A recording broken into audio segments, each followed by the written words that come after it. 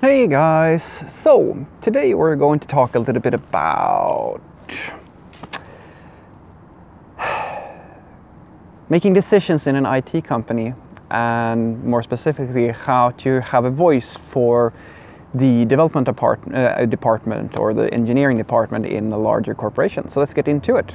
Now, this is a discussion that I had with a viewer the other day, where just to give you a little bit of backstory, we were talking and he was explaining to me that at his current company, they have gotten to a point where the code base has rotted to a point basically where it's all but unmaintainable for him and his team. And they have even offered the company that they work for to virtually rewrite the thing for free, just to be able to continue working on the project.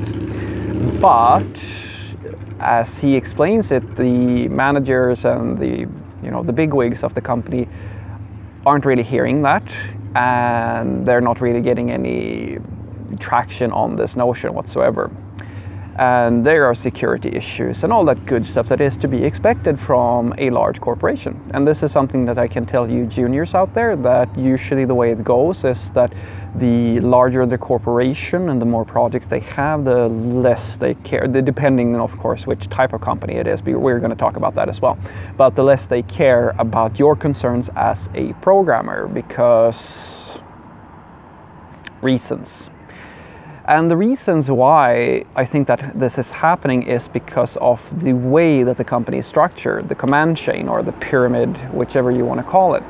And usually what I see, and this is, I've been in this situation as well, not as horrible as what this person was describing, but very similar, where the way the company works is, and usually this is true for all companies, there's usually one department that has more influence than other departments, and that shows very quickly. It shows very quickly through the way that the company is managed. You can have it as just tell you this: the code is usually a reflection of how the company is working.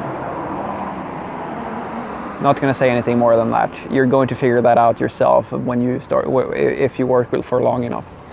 But this is also why I claim that in order for the engineering department to have any type of say in the way that the direction of the project, or taking care of the code, or having quality products, or working on a quality product, it is vital that you have what I call a champion of engineering. It's a very similar thing to in politics, where you cannot from the bottom up push to get any type of traction for your ideas. What you need is to have somebody at the same level as the movers and the pushers that advocates your voice in the discussions that are being held at that level.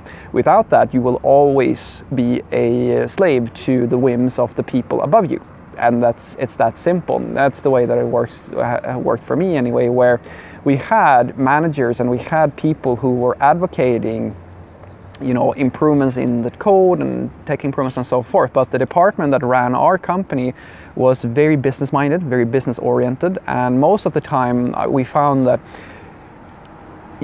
actually implementing a feature or building something for the product, it didn't really matter if the feature was a good fit for the project itself, and like the design department and in the engineering department. I mean, we have all these experts who in the field who know their stuff, but their role in all this is just really a formality, because the way that the business was run was simply that you sign a contract with the client, and then and basically the salespeople did that without any real discussion between the engineering department and the design department for that specific product. And once the deal was signed, the only thing that was really interesting to the company was, how long will it take for us to build this? So we had this, how do I put this? This very standard way, this very one-sided conversation. And the backlog was years and years long. There was no room for any type of improvements. And this is one of the reasons why I tell you guys, if you ever get to a point, depending on the company of course, but usually this is true, where you have accumulated enough legacy for it to be a hassle to fix it, it will never get fixed. Never, because you will never ever be able to sell the idea that you are going to that is going to give some value to fix it, and so you're going to have to sit there in your own mess. That's why it's important that you write good software on the first go, or when you compromise, that you make it damn clear that you expect to be able to go and fix this later, just because what you're doing is that you're doing your product manager or your company a favor to get things done quickly, but there's a cost to that, and if they don't understand that, that's going to be a hassle. Now, the subscriber in question had was trying to sell the idea of security and getting time to actually improve the security of the application, and in my experience, that is probably the hardest sell there is, without a champion of engineering at the top. Like, security is one of those things that nobody gives a shit about it until it's too late. No one. Like, maybe, or rather, the people who care about it are not the people in charge.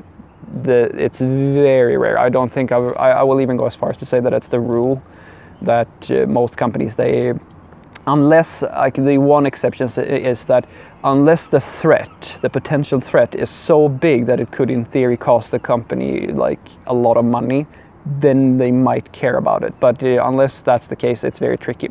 So what I said to this subscriber of mine is that I explained that unless when you're in that situation, when you don't have somebody who is equal to the people who actually make the decision, and that's why it's, as I said, the best thing is if you have someone who is an engineer or something of that nature at the same level as the people who are actually setting the budgets and doing all that stuff. If you don't have that, everything becomes a sales pitch.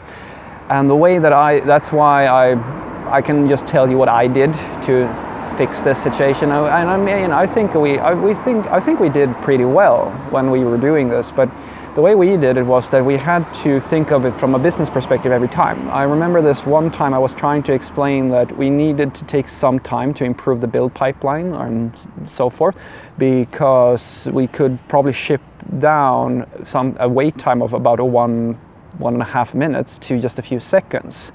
And this was just for our daily job, right, for us engineers. But, you know, of course, the backlog is what the backlog is, so you don't really get time for that.